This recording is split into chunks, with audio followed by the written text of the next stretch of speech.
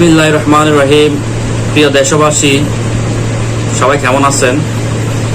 এই যে বেশি দিন হচ্ছে না আমাদের সরকার, বিগত সরকার গিয়ে নতুন একটা সরকার গঠন হয়েছে, দেশ স্বাধীন হয়েছে নতুনভাবে, কিংবা সংস্কার হয়েছে।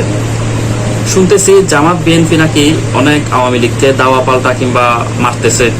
আচ্ছা, যারা মারতেছে এবং যাদেরকে মারতেছে সেটা তাদের ব্যাপার, কতটা সত্য যায় না।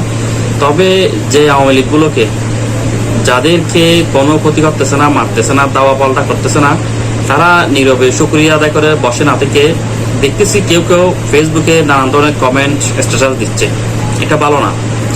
একটা জিনিস খেয়াল করুন, আওয়ামী লীগ এক একজন এক এক কারণে করেছে, বলতেও খারাপ লাগতেছে। কেউ করেছে একেবারে ধর্মের ক্ষুধার মতো বিশ্বাস করে, কেউ করেছে এমনি শখের বসে, কেউ করেছে বাধ্য হয়ে। সেটা বিস্তারিত যাচ্ছি না, সেটার সত্য কথাগুলো বললাম, এটার বিস্তারিত সত্যতা পাবেন। আমার কথা হচ্ছে, ভুল মানুষ করবে, ভুল করা কোনো অন্যায় না। ভুল, সে ভুলটা বুঝতে পেরে সংশোধন হয়ে ফিরে না আসাটা হচ্ছে অন্যায়। একটা জিনিস খেয়াল করুন, যে দেশের সরকার তার নিজের জাতির জন্য আইনাগর নামক একটা জিনিস, ভয়ঙ্কর সুড়ঙ্গ তৈরি করতে পারে, জিনিসটা অনেকে জানেন, অনেকে জানেন না।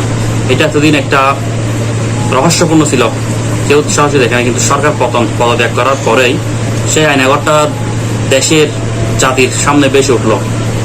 কিভাবে পারলো? অকল্পনীয় একটা বিষয়।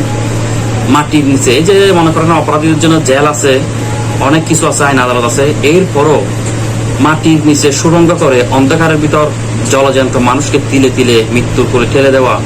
তো নিজের জাতির সরকার নিজের জাতির জন্য এভাবে একটা ভয়ঙ্কর যে আইনাগর তৈরি করতে পারে, সেই সরকার উপরে ভালো হলো, সেই সরকারের কাছে কোনো দেশ, জাতি, মানুষ, প্রাণী নিরাপদ নয়।